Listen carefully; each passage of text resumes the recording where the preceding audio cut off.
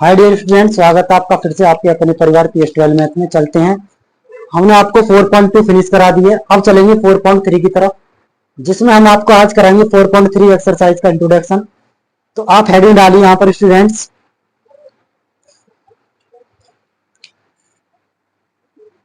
Solution solution of quadratic equation, solution of quadratic equation of by quadratic formula.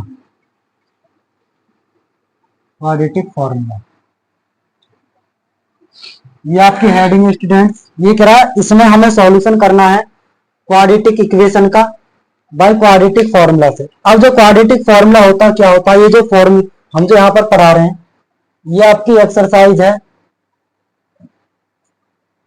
4.3।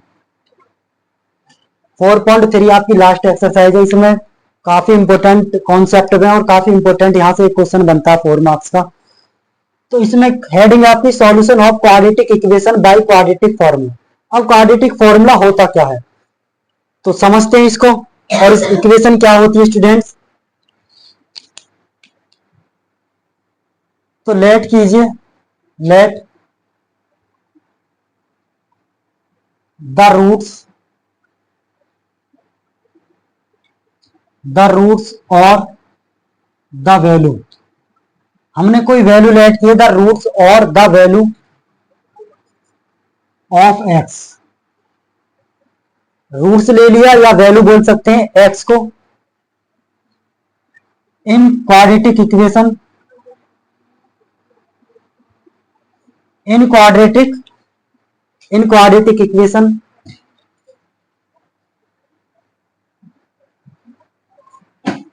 Such that, जो इस प्रकार है, जो इसका रूट्स है x इज इक्वल टू, यहां से एक फॉर्मूला लाएंगे यहां पर बना के, x इज इक्वल टू, यदि जो रूट्स होता है, रूट्स फाइंड करने के लिए और वैल्यू फाइंड करने के लिए हमने इसको x ले लिया, वैल्यू x इन क्वाड्रेटिक इक्वेशन में, देन तो हम इसको इस प्रकार लिख सकते हैं, तो x is equal to minus का b plus minus under root में बी स्क्वायर माइनस का 4ac, बी स्क्वायर माइनस का 4ac अपॉन में 2a, बी स्क्वायर माइनस का 4। इसमें क्वाड्रेटिक इक्वेशन यहाँ पर हम लिख सकते हैं ax स्क्वायर प्लस का bx प्लस का c इक्वल टू 0। ये अपने आप में एक जनरल फॉर्म होती है और ये अपने आप में एक स्टैंडर्ड फॉर्म होती है ऑफ वेरिएबल एक्स में। इक्वेशन ax स्क्वायर प्लस का bx plus c equal to 0 एक जनरल फॉर्म होती है। इसमें क्या होता है, a does not equal to 0 condition होती है, a does not equal to 0। आपके अगेंस्ट जो ये फॉर्मूला होता है students, x is equal to a minus B plus minus under root b square minus का 4ac अपॉन 2a। ये जो आपका फॉर्मूला है, इस फॉर्मूले को कहते हैं is called quadratic formula, is called quadratic formula. ठीक है जी। It is also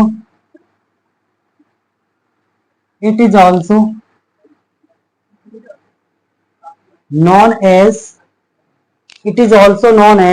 Shridharacharya formula. इसको हम श्रीधराचार्य फॉर्मूले से भी जानते हैं जी।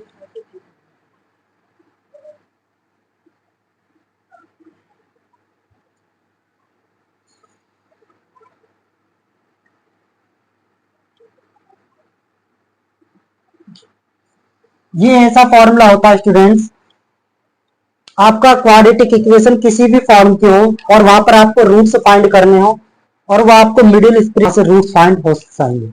ठीक है, ये फॉर्मूला होता है यहाँ पे। अब इसमें लेट कर लीजिए स्टूडेंट्स, इसको हम 2 टाइप से नोट कर सकते हैं यहाँ पर।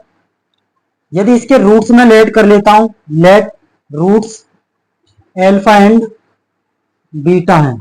यदि मैंने इसके रूट्स लेट कर लिए एल्फा एंड बीटा, देन तो यहां से एल्फा जो वैल्यू है, एल्फा जो फर्स्ट रूट है तो इसकी वैल्यू क्या आएगी, इसी से फाइंड करेंगे, माइनस का बी प्लस अंडर रूट में बी स्क्वायर माइनस का 4ac और upon 2a and again beta is equal to minus का बी माइनस अंडर रूट में बी स्क्वायर माइनस का 4ac और अपॉन में 2a।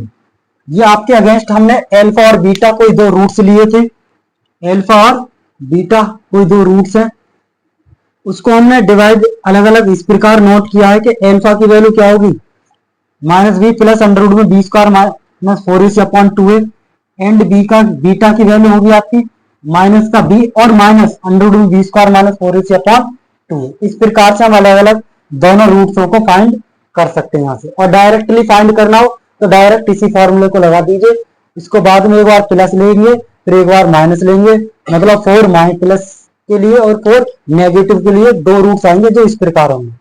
समझिए इस बात को। अब आप हेडिंग डालिए स्टूडेंट्स, बताओ इसको आप इतने नोट कर लीजिए यहां से। हेडिंग डालिए next, nature of the roots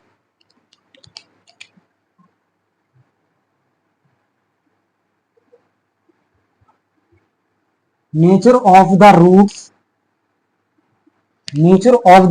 by quadratic equation, nature of the roots by quadratic equation क्या हो गया, nature of the roots of a quadratic equation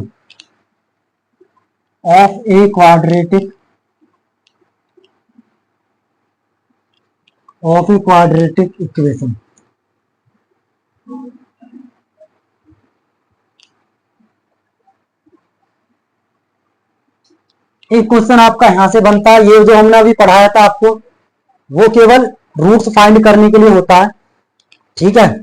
अब जो हम करा रहे हैं यहाँ पर ये काफी इंपॉर्टेंट फैक्ट है, एक क्वेश्चन हर साल आपके एग्जाम में आता है इस फैक्ट से, इसको मैं इरेज करता हूं।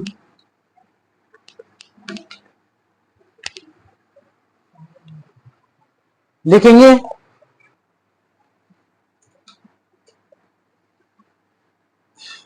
The expression b square minus का 4ac, the expression b is called the discriminant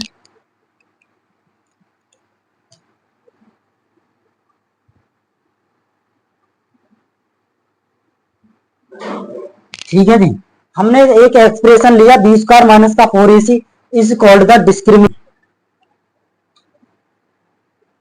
of the quadratic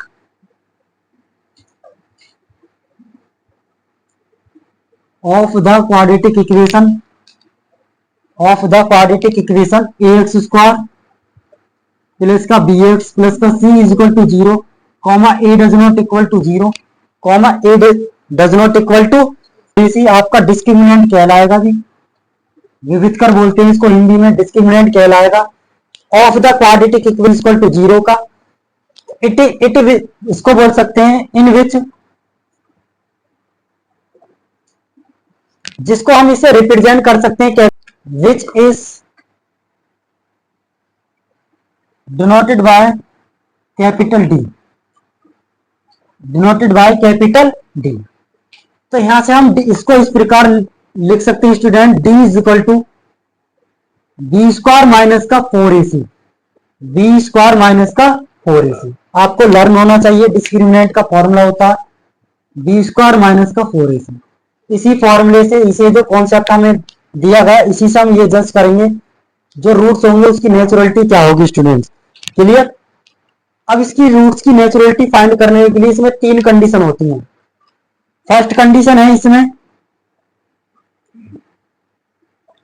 first condition लेंगे स्टूडेंट्स, इसी से बनाएंगे, इफ यदि आपका इस डी की वैल्यू बी स्क्वायर माइनस का 4ac की value, B square minus 4ac की वैल्यू आपकी इज लेस देन आ जाती है 0 से, लेस देन का मतलब है नेगेटिव वैल्यू आ जाती है, तो हम इसको क्या बोल देंगे, इसके जो रूट्स होंगे, रूट्स की जो नेचुरलिटी होगी, उस रूट्स की जो नेचुरलिटी होगी बताइए क्या होगी, वो होगी आपकी इमेजिनरी एंड नॉट रियल, इसको लिख देंगे नॉट रियल, नॉट रियल, या इसको लिख सकते हैं इमेजिनरी पार्ट बनेगा,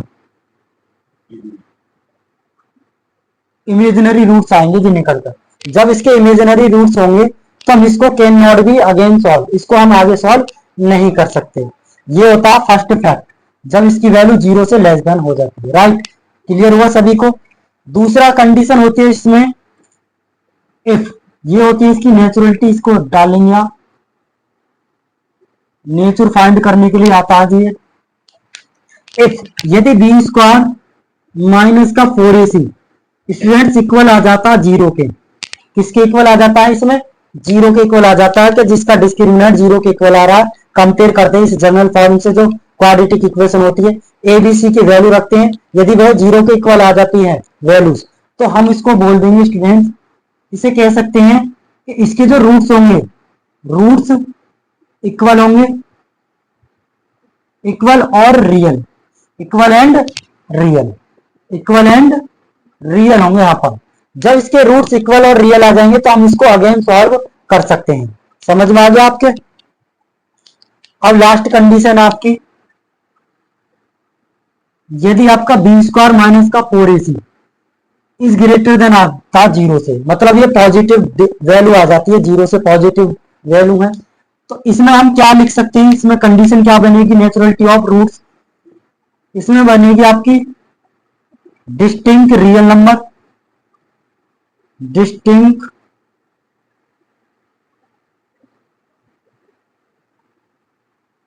रियल नंबर, ठीक है जी, डिस्टिंक्ट रियल नंबर बनेंगे। इसमें भी दो पार्ट होते हैं स्टूडेंट्स, इसमें भी दो पार्ट होते हैं।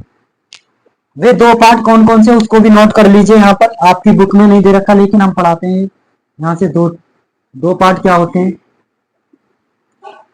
इसमें, होता है जब एक कंडीशन तो ये हो सकती है जब वैल्यू आपकी परफेक्ट वैल्यू हो, परफेक्ट वैल्यू हो, ठीक है। दूसरी वैल्यू हो सकती है इसमें आपके नॉट परफेक्ट,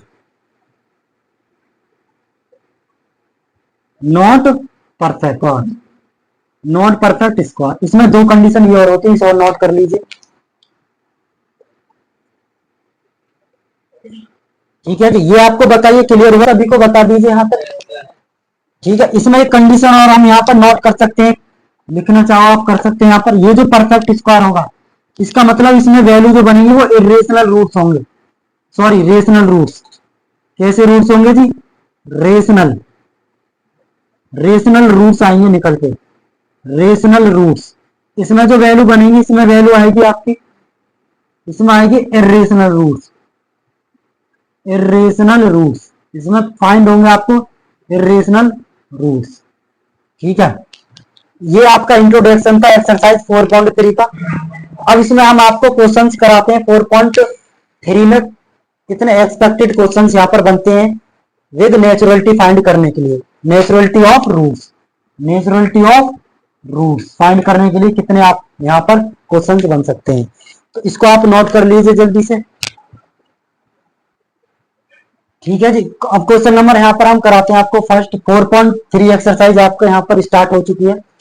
अब इसमें कह रहा है find the nature of the roots of the following quadratic equation if the real roots exist comma find them. ये कि इसमें कहना चाह रहा है कि इसमें जो आपको क्वाड्रेटिक इक्वेशन गिवन है स्टूडेंट्स, इसमें आप इसकी नेचुरलिटी बता दीजिए रूट्स के अकॉर्डिंग, एंड यदि ये एग्जिस्ट करती है रियल नंबर, मतलब रियल रूट्स, यदि रियल रूट्स एग्जिस्ट करती है तो स्टूडेंट्स इसको देन फाइंड करेंगे, इसके फैक्टर निकालेंगे इसके रूट्स। तो करते हैं इसको सॉल्व। तो सब एक फॉर्मूला मैंने अभी आपको जस्ट अभी समझाया था कि इसकी नेचुरलिटी फाइंड करने के लिए, रूट्स की नेचुरलिटी फाइंड करने के लिए क्या करना होता है, नेचर ऑफ द रूट्स करने के लिए हमें डी फाइंड करना होता है, डी, डी का मतलब होता है बी स्क्वायर माइनस का 4ac। इसमें आप वैल्यू पुट कर लीजिए,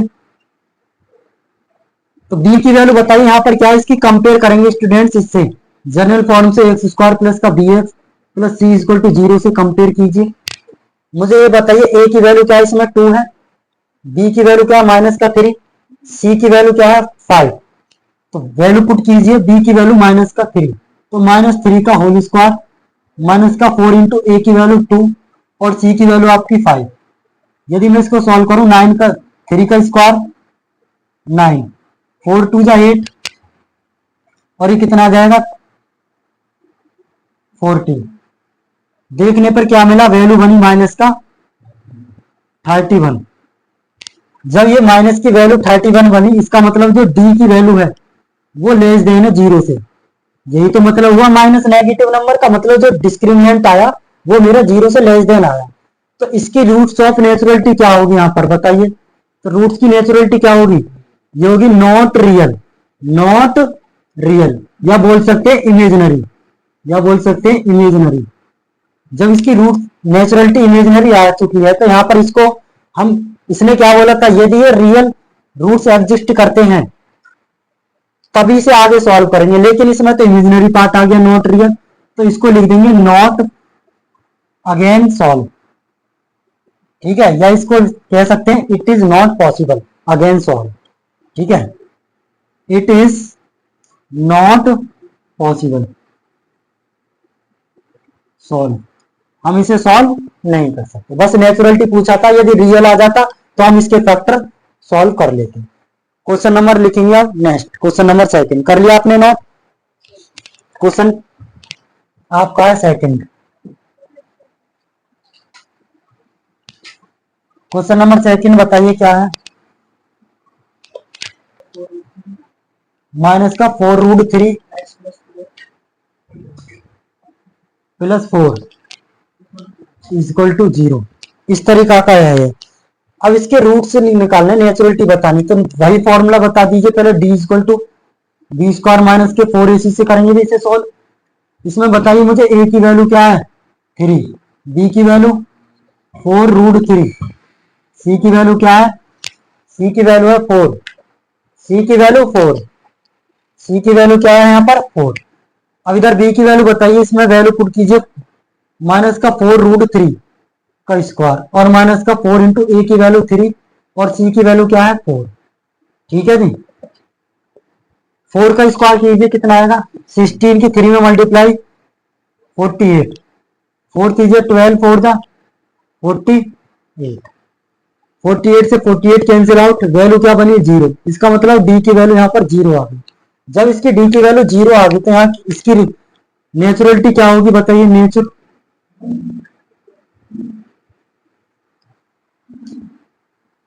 of roots, nature of roots होगा इसका equal and real, equal and real. जब ये रियल आ गया यहाँ पर तो हम इसको अगेन सॉल्व कर सकते हैं।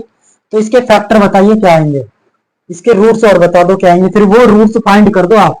तो रूट्स फाइंड करने के लिए इस इक्वेशन के फैक्टर करेंगे, 3x² माइनस का 4√3x और प्लस का 4 इक्वल टू 0। बताइए इसके रूट्स कैसे फाइंड करें, रूट्स फाइंड करो।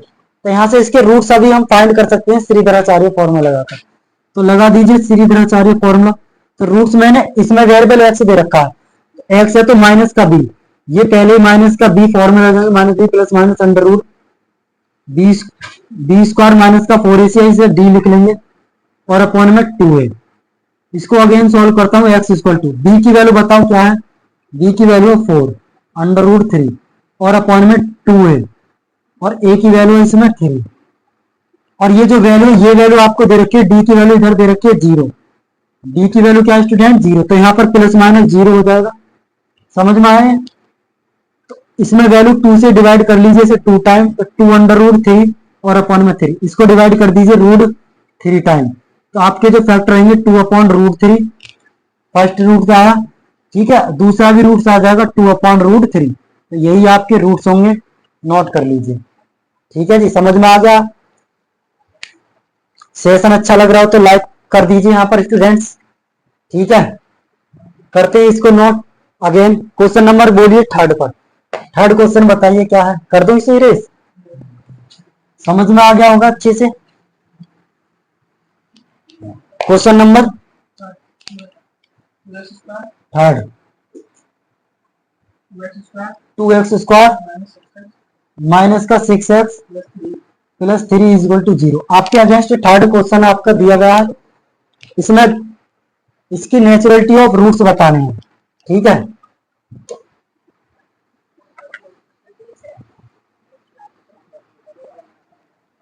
ठीक है, तो इस क्वेश्चन को हम आपको होमवर्क में देते हैं।